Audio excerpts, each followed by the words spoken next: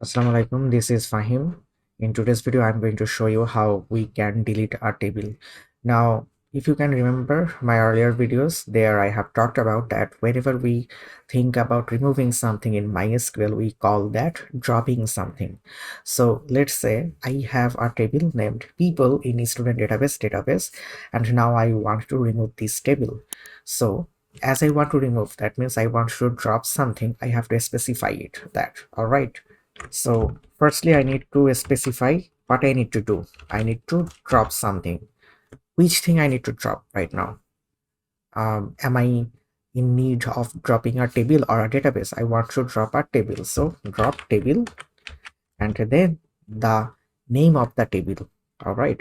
Because without giving it a name for the table, it won't get any idea exactly which table it needs to delete right now. Right? Yeah, you can say to me like, hey Fahim, it only has one table, so why I need to specify the table name?